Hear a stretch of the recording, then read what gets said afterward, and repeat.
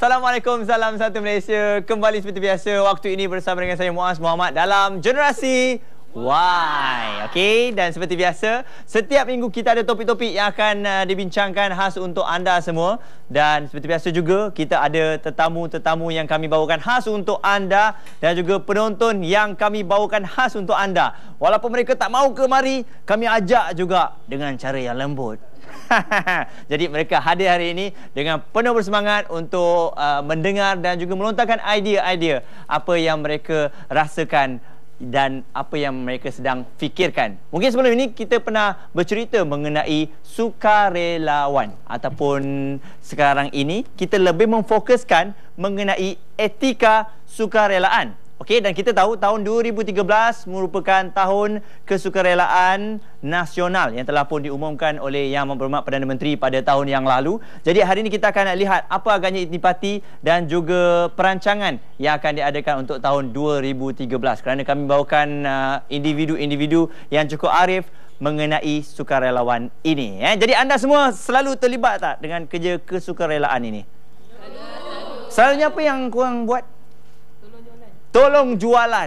Okey, tolong jualan. Dan mungkin yang kedua yang popular adalah tolong cat. Tolong cat tadika, orang tua dan sebagainya kan. Jadi itu antara kerja-kerja sukarelaan yang telah pun dilakukan. Dan sesuatu yang baik juga apabila saya tanya di sini, semua pernah buat. Betul ni? Oh, kuat betul. Kalau pelan betul. Maksudnya sama-sama lagi. Jadi jom kita bersama dengan tetamu kita pada hari ini. Pernah bersama dengan kami sebelum ini. Dan sekali lagi kembali semula, kita mempersilakan seorang perunding motivasi, Encik Muhammad Fazli Abdul Manaf.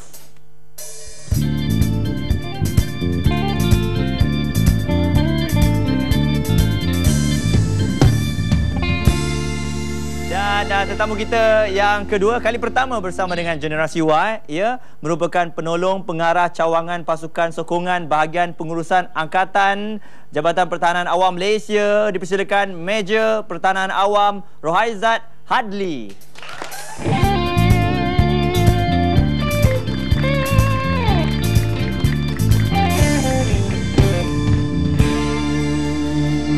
Dan seterusnya, juga pernah bersama dengan kami sebelum ini, merupakan penerima emas Anugerah Belia Antarabangsa London. Dipersilakan Cik Suhail Muhammad Kamaruddin.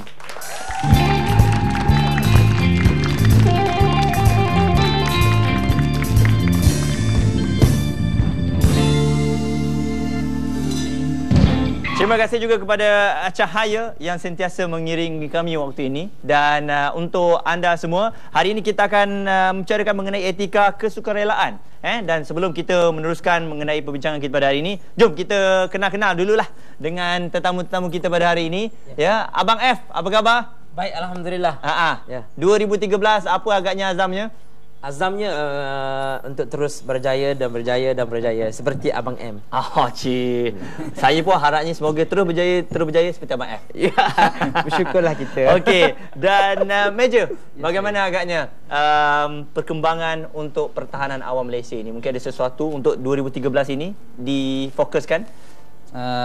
Kami di pertama-tamanya terima kasih kepada pihak Generasi Y kerana menjemput Jabatan Pertahanan Awam untuk sama-sama terlibat dalam program ni.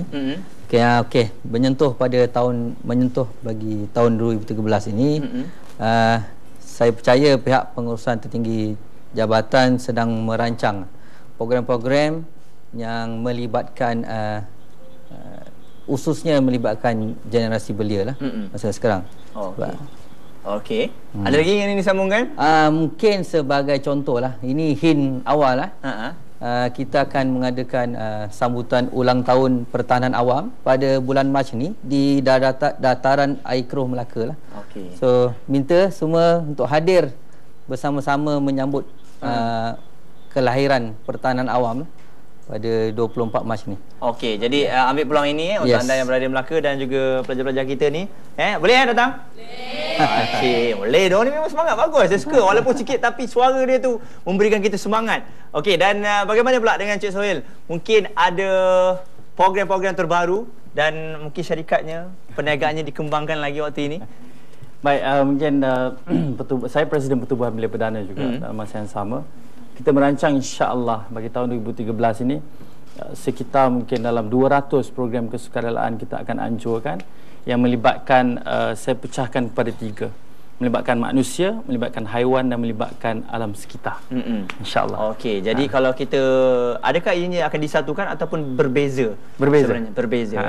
Okey, dan saya juga ingin mengucapkan ribuan terima kasih sebenarnya kepada pelajar-pelajar Kolej Islam Antarabangsa tadi. Ya, tepukan sikit untuk anda semua.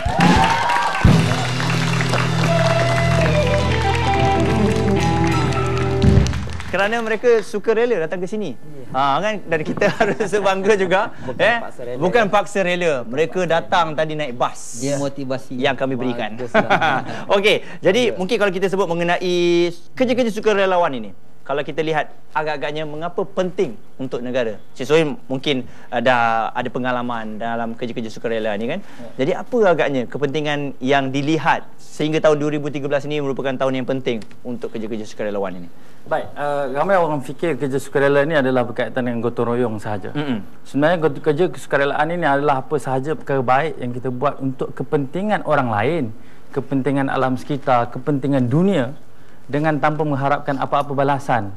Maka itu adalah kerja sukarela. Kita mengajar orang mengajar ABC, mengajar alif bata, kita tolong tanam pokok, tolong kutip sampah, itu juga kerja sukarela. Kita berikan mereka kebaikan dan itu adalah kerja kesukarelaan. Kita jaga masyarakat, kita jaga negara, kita jaga negeri, kita jaga daerah tempat tinggal kita, sekolah kita, itu adalah kerja kesukarelaan. Kalau ditanya apa kepentingannya, saya rasa kerajaan mula melihat perkara ini adalah cukup sensitif. Ia adalah berkaitan dengan soal patriotisme ataupun rasa cinta ke negara. Orang dulu nak dapatkan kemerdekaan, mereka tak harapkan apa-apa. Tapi mereka harapkan suatu kemerdekaan kepada rakyat Malaysia. Jadi mereka lakukan perkara ini secara suka dan rela. Jadi bila mereka pada hari ini, kalau kerajaan memperuntukkan lebih kurang 100 hingga 200 juta untuk M4U, saya rasa kerajaan melihat bahawa untuk bentuk semangat kesukaraan dalam kalangan belia adalah perkara yang sangat penting sebab nak melahirkan belia-belia yang sayang dan cintakan negara. Mana ada orang pergi tanam pokok, dia sendiri nak menjahanamkan pokok, tak ada. Dia pergi cat ke sekolah, dia pergi cat, bersihkan satu tempat dan sebagainya. Dan akhirnya mereka nak rosakkan sendiri, tak ada. Jarang ada yang conteng balik, jarang. Jadi ini mewujudkan satu perasaan rasa sayang kepada negara itu sendiri. Dan ini yang diterapkan dalam PLKN itu sendiri, banyak program-program khidmat masyarakat. Ini saya kira soal yang paling penting yang akhirnya mewujudkan satu masyarakat yang faham antara satu sama lain, boleh empatinya tinggi, simpatinya tinggi, sayang kepada manusia, sayang kepada binatang, sayang kepada alam sekitar, dan akhirnya kerja kesukarelaan ini akan melahirkan satu masyarakat yang cukup harmoni, cukup bahagia, cukup memberikan kebahagiaan, kebaikan kepada seluruhnya. Dan saya rasa kalau sukarela dilakukan, kita lebih menghargainya daripada mungkin kita dipaksa ataupun kita dibayar kan. Jadi Tuan Rohaizat, mungkin kita boleh kongsikan apa yang perlu ada sebenarnya untuk menjadi seorang sukarelawan. Sebab saya rasa Tuan dapat menyaksikan ramai sebenarnya anggota-anggota yang terlibat yang bekerja secara sukarela. Apa yang perlu ada dalam diri mereka sebenarnya? Okey, saya melihat dia tak susah sebenarnya menjadi seorang yang suka dan rela ni. Yang pertamanya sihat tubuh badan lah kot. Kalau tanpa mereka yang sihat tubuh badan, mungkin pelaksanaan untuk mereka melaksanakan sesuatu aktiviti itu mungkin tidak dapat dilaksanakan dengan jayanya. Terbatas lah mungkin. Ya, terbatas. Okey, tapi kami di pihak JPAM ni memandang beberapa etika untuk menjadi sukarelawan yang berjaya. Yang pertamanya, kita perlukan seseorang yang berdisiplin tinggi lah. Sebab kami di Jabatan Pertahanan Awam ini adalah sebuah badan beruniform lah, dan dia sedikit regimental. So ada peraturan dan juga undang-undang yang kami tetapkan. So yang keduanya, mereka itu perlu mempunyai sifat integriti yang tinggi lah, yang mana sentiasa melaksanakan tugas dengan penuh jujur, amanah, dan tanggungjawab tu dipikul tanpa ada niat-niat peribadi, niat-niat tertentu. Yes, niat-niat tertentu. Yang itu kalau kita lihat selalunya menggagalkan sesuatu usaha. Yang lebih-lebih lagi yang terlibat dengan kesukarelawan. Okey. Yang ketiga, dia perlu lebih seseorang tu perlu kreatif dan inovatif lah. Maksudnya mereka ini sentiasa perlu berfikiran di luar kotak lah. So dan selalu berfikiran positif dan sentiasa bersedia untuk menerima perubahan sama ada daripada segi strategi ataupun juga kaedah yang untuk sesuatu aktiviti dapat dijalankan dengan lebih berkesan. Okey. Itu antaranya lah. Alright. Dan mungkin Abang F, kalau kita lihat mengapa agaknya perkara-perkara sebegini tidak bermula dari dulu? Mungkin dah ada tetapi tak diwawarkan seperti tahun ini. Apa agaknya yang Abang F dapat saksikan? Kenapa dari dulu hanya gotong royong saja yang begitu popular perkataannya? Bagaimana nak gotong royong? Jadi sekarang sukarelawan dah menjadi satu perkara yang ingin dilakukan dan suka dilakukan. Betul. Okey, seperti yang disebut oleh saudara Suhail. Betul Suhail? Oh, alamak, hebat. Nama pun hebat, Suhail. Okey, seperti yang disebut oleh saudara Suhail seperti tadi. Sebenarnya mungkin sebelum ini pihak kerajaan ataupun masyarakat tidak nampak sangat sebenarnya. Tidak berapa nampak sangat kepentingan kesukarelaan itu sendiri. Walau bagaimanapun sebenarnya kesukarelaan ini dah bermula lama dah. Contohnya di kalangan Angkatan Tentera Malaysia, mereka menubuhkan regimen Askar Wataniah. Sebenarnya regimen Askar Wataniah ni adalah regimen untuk anggota sukarela. Seterusnya disusuli oleh sukarelawan polis. Itu antaranya. Seterusnya JPAM. Dan sekarang ni kita dapat maklumat ada juga sukarelawan Jabatan Bomba dan Penyelamat. Tambah lagi IM4U dan macam-macam lagi. Semuanya ini mungkin pada peringkat awalnya pihak-pihak yang tertentu kurang nampak kepentingannya. Tetapi yang disebut oleh saudara-saudara tadi, kita nampak sangat bahawa ini sangat-sangat penting kalau kita nak melihat generasi kita satu hari nanti mempunyai generasi yang berkualiti, mempunyai nilai sayang dan cinta pada negara yang tinggi, nilai sayang dan cinta kepada masyarakat yang tinggi, nilai sayang dan cinta kepada alam sekitar, haiwan dan segala-galanya yang tinggi. Kita kena terapkan dengan lebih serius, bermula daripada alam persekolahan lagi sehingga ke peringkat yang lebih tinggi. Okey. Terbaik. Itu dia semangat. Kita kena ada semangat sebegitu. Okey, untuk anda kejap lagi kita akan kembali semula terus bersama dengan kami dalam Generasi Y.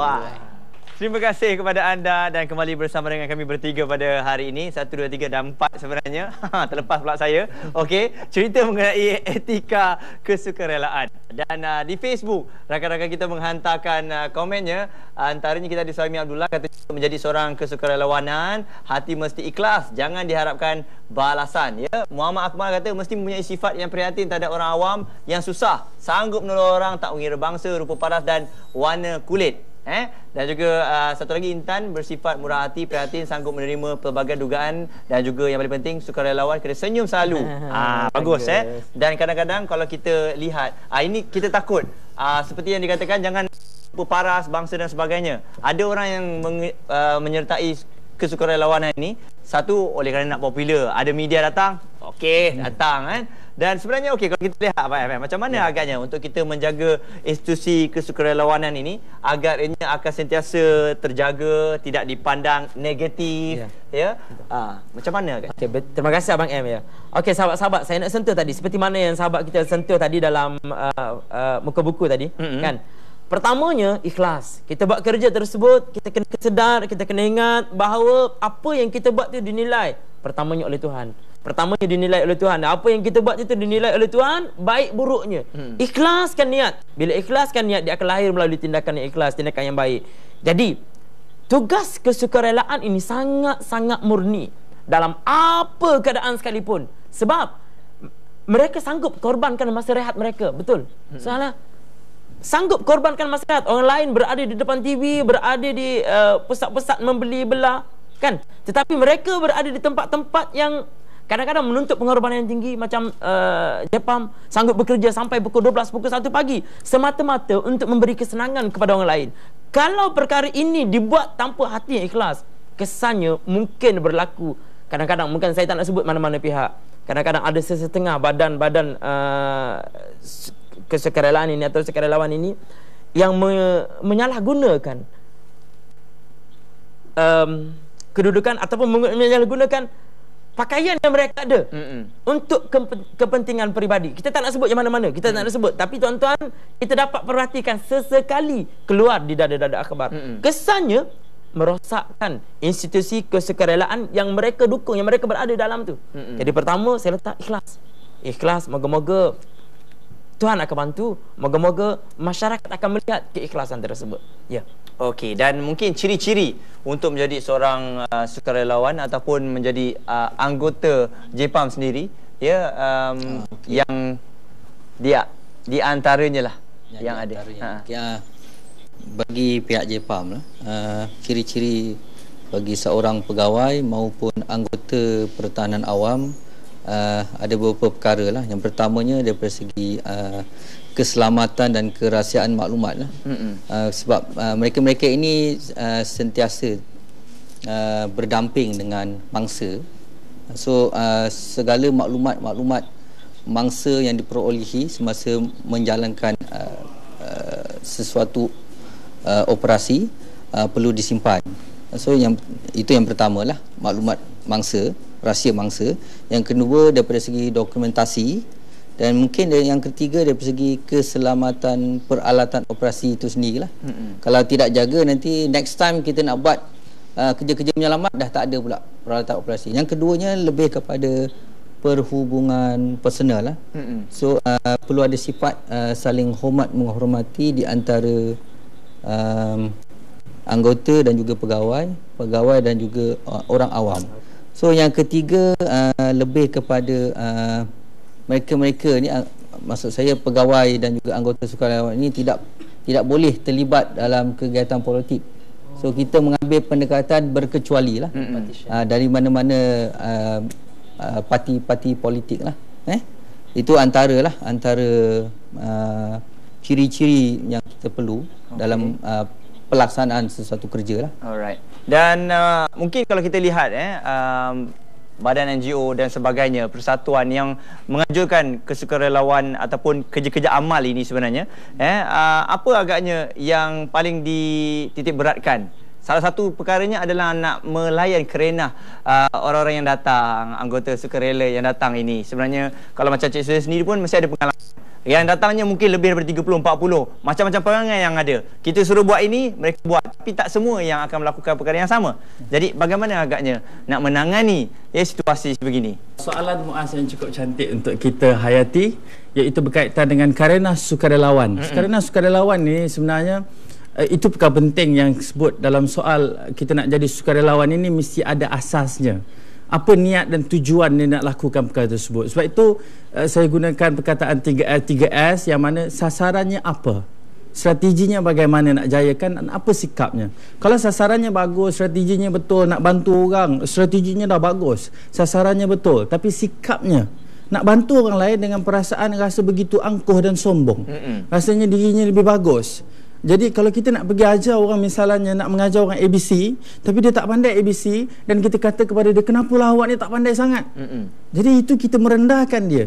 Kalau kita ajar dengan cara yang baik. Sebab itu Nabi SAW mengajar kepada kita sebagai orang Islam, nak bantu orang lain, kita memberi, tapi jangan kata apa-apa. Jangan kata misalnya kita bagi duit kepada dia, bagi makan kepada dia, kalau aku tak bagi, aku tak boleh makan ni. Jadi kalau kita kata macam itu, bukan sahaja kita tak dapat pahala, bahkan berdosa pula. Jadi dalam etika kita nak bantu orang ni, saya ingat satu cerita, Mas. Suatu ketika saya pergi ke rumah anak yatim bersama kawan-kawan, pergi masuk dalam, kawan saya ni sebut kepada orang yang jaga rumah anak yatim ni, dia kata, kenapalah rumah awak ni bersepah sangat? Tuan rumah ini terasa hati. Tak perlu kita cakap macam itu.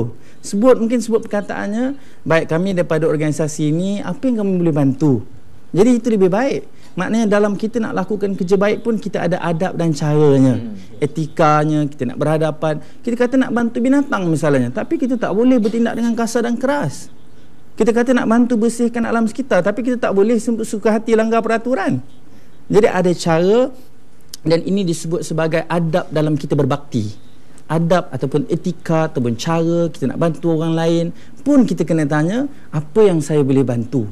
Kalau orang kata tak payah, dan kita tak payah bantu, ada orang tak nak kita bantu, kita tak apa, tak ada masalah. Sebab itu saya ingat sampai soal nak bantu orang lain ini, biasanya soalan tadi berkaitan dengan ada kerana sukarelawan. Sepanjang saya terlibat dalam kerja kesukarelaan ini, saya rasa bersyukur. Sebab apa? Orang yang nak buat kerja sukarelaan ini, asalnya sendiri pun dia turun, dia keluar daripada bilik, daripada kolej, daripada rumah, kan? Dia ambil masa, dia luangkan masa pun, itu dah suatu niat yang cukup bagus, biasanya tak ada masalah. Mereka seronok untuk buat kerja. Bahkan kadang-kadang bila saya ketua S1 misi tu, bila tak ada kerja, saya pula kena marah. Ni tak ada kerja dah ni, dah habis kerja. Maknanya nak juga kerja. Suatu cerita pergi ke Maman baru ni, banjir dekat Kemaman dengan di Kuantan. Saya ingatkan tak ada orang pergi Muaz 11 dekat Facebook. Saya kata siapa nak pergi 3 hari lagi. Tapi saya tak ada bas, saya tak ada duit allowance, saya tak ada baju t-shirt, saya tak ada makanan, saya tak ada tempat tinggal, saya kata. Tapi setiap peserta kena bayar RM40 untuk tanggung kos pengangkutan dan juga makan minum. Limpah permohonan saya lebih daripada 80, cecah 100 orang pergi. Dalam keadaan kena bayar daripada Kuala Lumpur pergi ke Kemaman. Jadi ini adalah satu perkara yang cukup menarik, satu fenomena, satu gelombang baru dalam kalangan belia. Kita nak bantu orang lain, nak bantu. Dia panggil save other soul, source, bukan save our soul, tapi save other soul, nak bantu orang lain. Dan Muaz, mungkin semua sekali ahli panel dan juga audien hari ini, kita lihat tidak ada orang miskin susah sebab dibantu orang lain, tak ada. Kita tengok sejarah dunia, pada hari ini saya buat kajian, bilioner di dunia ini, orang nombor 1, orang nombor 2, Bill Gates ataupun Warren Buffett, tak pernah miskin sebab apa? Hidupnya sentiasa memberi.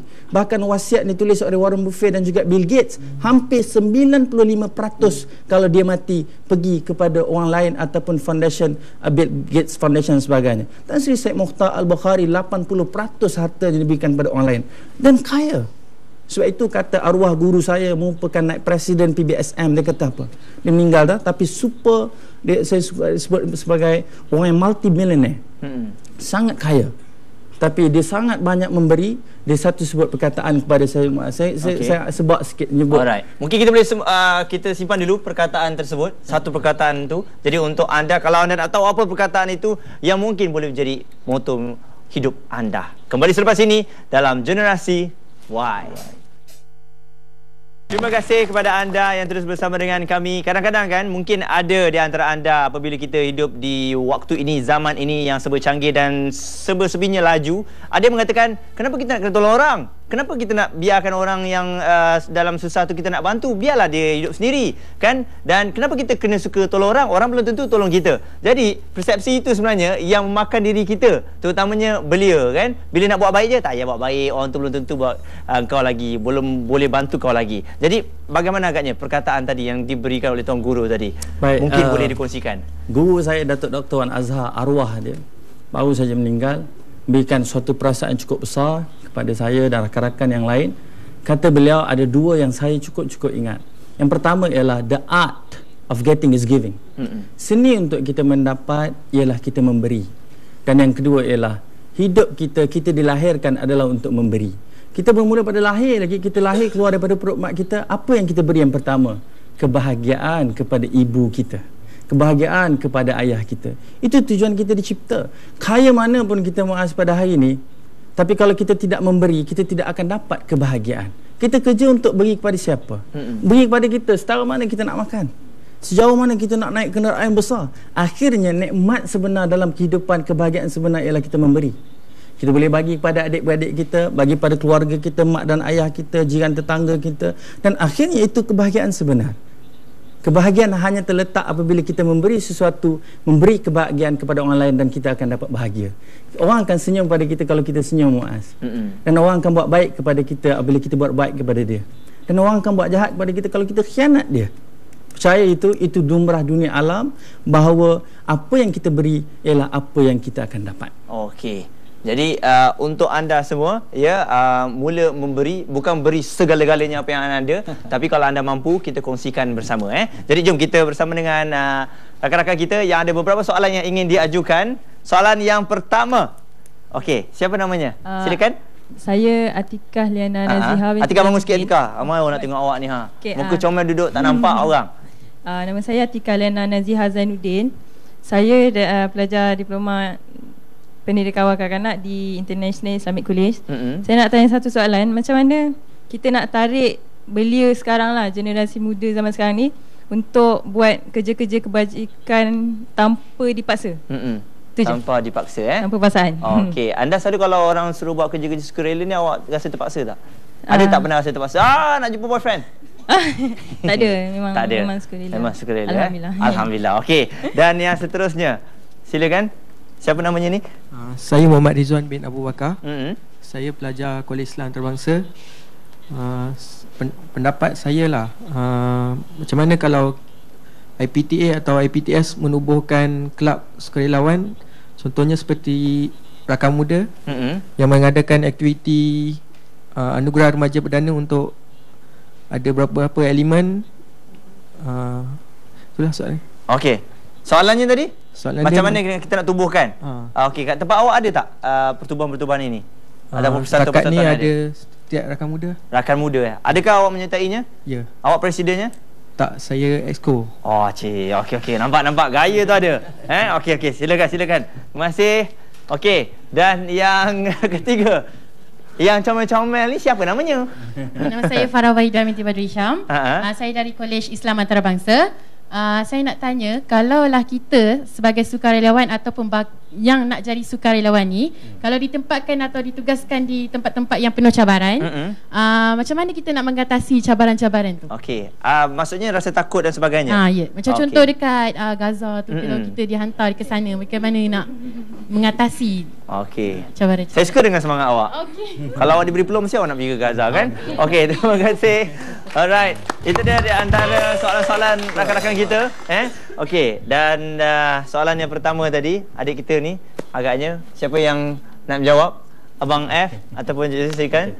Baik, sebenarnya saya nak maklumkan juga ya, di Gaza, saya respon suka sangat cerita pasal Gaza ya. Di Gaza, Malaysia dikenali sebagai yang paling banyak menghantar NGO untuk bantu mangsa-mangsa kezaliman Yahudi di Gaza, di Palestin. Ya. Jadi ini adalah satu perkara yang cukup baik. Saya ingat pada hari ini yang mohon yang diperuntukkan ialah 39 orang baru-baru ni, tapi yang mohon, saya dapat makluman, yang mohon untuk pergi lebih daripada hampir 1000 orang mohon nak pergi. Dan setakat ini insya-Allah saya mungkin akan pergi pada 27 hari bulan. Insya-Allah. Itu harapannya. Dan ramai lagi yang nak pergi. Dan kalau soal nak menghadapi cabaran, sebenarnya mana-mana pun ada cabaran. Buat kerja dekat dalam zoo pun ada cabaran, kena makan harimau kan? Tapi kelebihan apabila kita buat di Gaza ataupun di negara-negara luar ni, saya dapat makluman daripada Global Peace Mission Malaysia misalnya, dia adalah merupakan satu perisai manusia.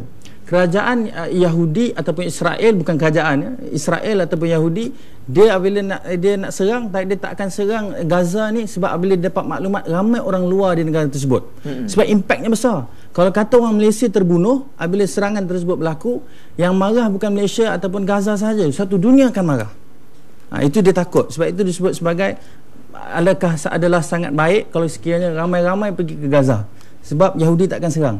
Kalau dia serang, dia akan menimbulkan kemarahan ramai orang daripada seluruh dunia. Jadi jangan takut kalau kata nak pergi. Tapi kena ada ilmu lah. Sebab tu saya kata dia kena ada sasaran, tapi kena ada satu strategi juga. Misalnya ada keselamatannya, ada pengiringnya kalau nak pergi tempat-tempat tersebut. Tapi dengan sikap yang betul, tujuan yang baik, tujuan yang ikhlas sebagainya. Okey. Dan kalau kita lihat dari segi persatuan ya, Tuan Raizat, mungkin kita boleh kongsikan adakah dalam perancangan sendiri Jabatan Pertahanan Awam akan sekarang ini diletakkan di universiti ataupun lebih banyak aktiviti yang diadakan bersama dengan pelajar? Betul tu Miss. Jabatan Pertahanan Awam Malaysia ni sebenarnya telah berada di kebanyakan universiti-universiti tempatan maupun swasta lah. Kita telah berjaya menubuhkan yang kita panggil Kor Siswa-Siswi Pertahanan Awam. Yang ini salah satu badan beruniform di universiti-universiti tempatan. Antaranya yang boleh saya sebut di sini UMT, Universiti Malaysia Terengganu, Universiti Teknologi Mara, Universiti Kebangsaan Malaysia, Universiti Islam Sains Malaysia, Universiti Teknologi Malaysia. Ini antara universiti-universiti tempatan yang telah berjaya kita tubuhkan penubuhan Kor Siswa-Siswi Pertahanan Awam lah, ataupun nama akronimnya KOSISPA. So mereka-mereka ini kita latih daripada segi ketahanan mentalnya. So dan pihak Kementerian Pengajian Tinggi juga telah berusaha sama dengan pihak Jabatan Pertahanan Awam Malaysia melahirkan yang kita panggil kemahiran insaniah. So ada 8 kalau tak silap saya ada 8 teras utama dalam kemahiran insaniahnya yang memerlukan penglibatan para mahasiswa lah. So itu di institusi pengajian tinggi awam dan di institusi pengajian swasta saya dapat lihat di Universiti Kuala Lumpur kita juga telah menubuhkan kos ISPA, dan juga kalau nak ambil kira pengajian Islam di Kolej Islam Melaka juga kita telah menubuhkan kos ISPA ini. So maksud saya ruang untuk maksudnya dari segi keagamaan itu pun tidak ada halangan lah untuk mereka-mereka ini bergiat dalam aktiviti kesukarelaan. Okey. Kalau di universiti anda dah ada dah? Belum lagi? Belum lagi? Okey. Jadi bagaimana agaknya nak ajak pertahanan awam? Senang. Nak bawa bosnya sekali? Senang saja. Saya rasa mungkin di pihak pengurusan Universiti Islam Antarabangsa ni, Universiti Islam Antarabangsa ni perlu berhubung dengan pihak Jabatan Pertahanan Awam di peringkat negeri. Dari situ mungkin kena isi berapa borang permohonan dan that's it. So kita akan bagikan silibus pembelajaran dan you all akan sama-sama terlibat dalam semua aktiviti pertahanan awam lah. Semua yang bersifat sukarela lah. Okey. Jadi anda kena ambil peluang ini siapa yang datang ni? Boleh Ini boleh dah, cukup dah ni 1 kumpulan. Seorang presiden dan lain semua boleh jadi AJK dan sebagainya lah. Okey. Bagaimana agaknya BF kita nak tarik lebih ramai kawan-kawan kita untuk terlibat dengan sukarelawan ini? Okey, baik. Seperti rakan kita tanya tadi. Okey, baik. Terima kasih Abang M ya. Dan sebelum tu saya nak maklumkan saya sendiri menyertai anggota sukarela Askar Wataniah. Baru tahun yang ke-15. Baru tahun yang ke-15. Dan saya kira mungkin saya boleh tambah satu. Mungkin kalau kita boleh tambah yang Suhail tadi 3S, kita tambah lagi 1S, seronok. Jadi kita tak boleh salahkan orang kalau orang tak suka pada kita. Kita tak boleh salahkan orang kalau orang tak suka pada kita. Mungkin kita kena kreatif macam mana untuk tarik remaja-remaja, belia-belia, pelajar-pelajar IPT untuk menyertai mana-mana organisasi atau badan sukarela ni. Kerana ni nak sebut juga ni, ni nak sebut juga untuk adik-adik yang belajar universiti ni. Ini sangat-sangat penting kerana di semasa belajar inilah sebenarnya proses kita untuk mengenal dunia sebenar. Ilmu tak semestinya kita dapat hanya melalui bilik kuliah sahaja. Maaf ya. Maaf. Di lapangan di luar sana, di realiti sebenar di sanalah ilmu yang betul-betul dan sangat-sangat berguna untuk kita jadikan sebagai landasan, panduan dan untuk bimbing diri kita, matangkan diri kita supaya bila kita berada di lapangan sebenar nanti kita tak terkial-kial. Jadi mana-mana badan, mana-mana organisasi sukarela ni kena kreatif sikit lah kot mungkin. Kena buat satu kajian tindakan macam mana minat generasi muda ni, dan kita tak boleh elak lah generasi sekarang ni. Seronok tu mereka perlu. Betul. Jadi createkan wujudkan satu suasana yang seronok. Hasil daripada seronok tersebut barulah kita boleh terap yang lain, insya-Allah. Saya rasa gelombang baru remaja kita, insya-Allah. Betul kalau kita lihat mungkin persatuan dan sebagainya boleh mengadakan aktiviti-aktiviti yang lebih mencabar berbanding dengan 30 tahun yang lalu. Sama je bendanya. Datang kita sebagai ni nak tolong sapu sampah. Sama. Jadi belia sekarang dia nak lebih laju, cepat dan terkini. Okey, kejap kita akan kembali semula untuk melihat kesimpulan daripada topik perbincangan kita pada hari ini. Kembali bersama dengan kami dalam Generasi Y. Okey, jadi itu dia semangat. Mentang-mentang nak habis. Okey, kembali bersama Muaz. Kita ada Abang M, kita ada Tuan Rohaizat dan juga Cik Suhail. Dan kalau tadi, kita dah tanya soalan-soalan daripada penonton-penonton ini telah pun diajukan. Dan kita lihat dulu Facebook ni. Antaranya kita ada Muhammad Rizwan. Beliau adalah aset negara yang sangat berharga yang perlu dipelihara dan didik dengan sempurna. Beliau juga merupakan bakal kepada pemimpin masa depan sebagai pewaris dan juga pembina masa depan. Setiap warga beliau perlu melihat peranan yang boleh mereka mainkan dalam membantu negara mencapai hasrat 2013. Okey, dan Yat Rizwan pula katanya ciri-ciri yang menjadi kesukarelaan, kita perlulah ada sikap tanggungjawab dalam menjalankan tugas yang diberikan. Yang paling penting perlulah ikhlas tanpa mengharapkan balasan. Okey, dan kalau kita lihat apa agaknya cabaran untuk tahun 2013 dan juga apakah agaknya halangan yang boleh membantutkan usaha kita untuk menjadikan tahun ini sebagai tahun kesukarelaan nasional. Saya kira adalah datang daripada diri sendiri dan juga rakan-rakan. Dari sendiri malas, dari sendiri tak ada motivasi yang jelas, dari sendiri tak tahu apa nak buat. Tak ada usaha untuk mencari apa kerja kebaikan kita boleh buat. Kedua ialah daripada kawan-kawan. Kadang kita nak buat benda baik ialah poyonya, gelabahnya, bajetnya macam bagus. Ya? Jadi bila macam ini saya ingat satu kata-kata daripada Eleanor Roosevelt, dia kata apa? Lakukanlah apa yang terasa di hatimu adalah betul. Kerana orang akan tetap kutuk kamu kalau kamu buat. Dan orang akan tetap kutuk kamu kalau kamu tak buat. Tapi saya tambah lagi satu kurungan. Lakukanlah apa yang terasa di hatimu adalah betul selagi mana bertepatan dengan adat dan moral agama. Nanti kan mak rempit. Kenapa kamu rempit? Lakukanlah apa yang terasa dia. Saya takut juga. Rasa betul. Jadi halangan ini datang daripada diri sendiri sebenarnya dan juga rakan-rakan yang lain. Dan macam mana bentuk nak pecahkan halangan ini, tak lain tak bukan kita kena cari kawan-kawan yang boleh jayakan misi dan visi kita untuk jayakan tahun ini sebagai tahun kesukarelawan nasional, insyaAllah.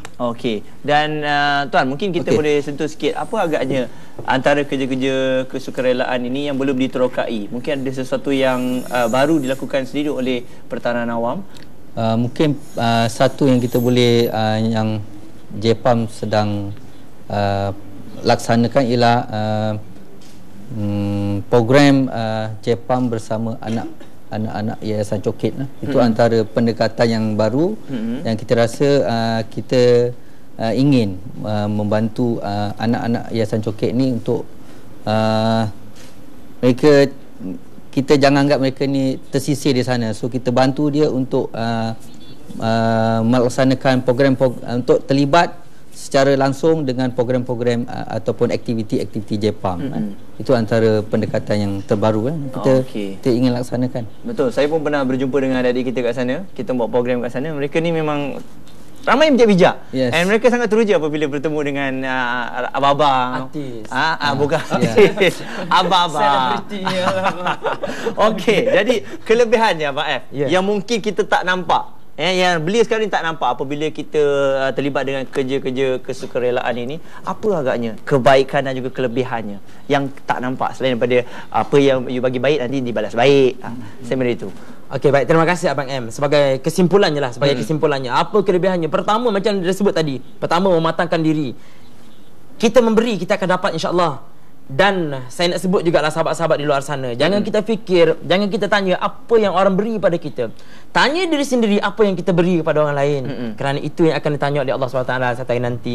Dan sebagai kesimpulannya, saya nak ambil satu petikan ayat Al-Quran. Maksudnya, sekiranya kamu tolong Allah, Allah akan tolong kamu dan akan menetapkan laluan perjalanan dan kaki-kaki kamu. Maksudnya, kita tolong Allah ni maksudnya ialah kita tolong orang, kita mempermudahkan orang, kita beri kebaikan kepada orang lain, kita senangkan hati orang, kita gembirakan orang, kita bahagiakan semua orang.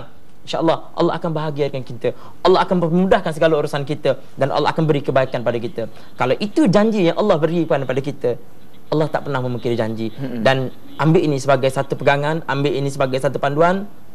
Moga-moga kita memudahkan orang lain, Allah akan memudahkan kehidupan kita, insya-Allah. Okey, dan mungkin secara ringkasnya apabila ada yang terfikir ingin mengambil sedikit kesempatan di atas kerja-kerja sukarelaan ini ataupun kerja-kerja amal ini, contohnya nak anugerah KPI dan sebagainya, mungkin Cik Syed ada nasihat untuk mereka semua. Saya kata betulkan niat. Kalaupun diberikan itu dan ini, itu adalah bonus. Kalau diberikan pakaian, diberikan baju, diberikan allowance, diberikan anugerah, itu bonus ataupun suatu sebab untuk kita melangkah lebih jauh. Itu niat yang perlu ada. Tak salah untuk kita dapat anugerah, tapi ikhlas, tak berhenti. Saya dapat anugerah Belia Antarabangsa Berlondon, patutnya dah berhentilah. Tapi non-stop saya buat. Saya sebutkan bahawa dalam soal ini kesimpulannya ialah kita bagilah dengan perasaan penuh kasih sayang, dengan perasaan penuh kebaikan. Kerana orang yang berbakti, hiduplah untuk berbakti, kerana orang yang berbakti akan terus hidup namanya walaupun mati. InsyaAllah. Okey, dan mungkin Tuan sendiri ada pesanan untuk semua belia-belia yang menyaksikan Generasi Y hari ini. JPAM mengalung-alungkan penglibatan rakyat Malaysia, terutamanya golongan belia untuk menyertai sukarelawan JPAM. Itu antara mesej yang kami nak sampaikan. Kerana pelbagai aktiviti dan juga program yang kami susun khusus untuk golongan belia lah. terutamanya yang melibatkan pertolongan cemas, melawan kebakaran, menyelamat dan lain-lain hikmat bantuan kemasyarakatan kepada masyarakat umum. Jadi itu dia di antara perbincangan dan perbualan yang kita telah pun lakukan hampir 1 jam ini. Terima kasih banyak-banyak diucapkan kepada Abang F kita. Terima kasih kepada Tuan Raizat dan juga Cik Suhail yang sekali lagi tampil untuk sentiasa menaikkan semangat kita agar kita sentiasa terlibat dengan kerja-kerja amal ini. Dan juga terima kasih juga kepada pelajar-pelajar Kolej Islam Antarabangsa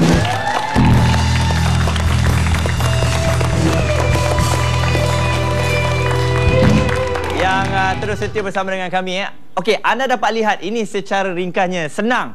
Apabila mereka ikhlas datang ke sini, muka mereka, suara mereka kita dapat dengar yang mereka betul-betul ceria. Betul tak? Betul. Jadi kalau terpaksa dipaksa oleh lecturer, mereka akan tepuk pun sambil lewa. Bila nak habis? Bila nak habis? Dan sebagainya. Okey, jadi dari situ kita akan dapat lihat bagaimana agaknya kebaikan yang ada. Mereka dapat informasi terkini dan juga dapat dijadikan sebagai ilmu. Jadi untuk anda, kita akan berjumpa lagi pada minggu hadapan. Pastinya topik-topik yang menarik akan kami bincangkan untuk anda dalam Generasi Y.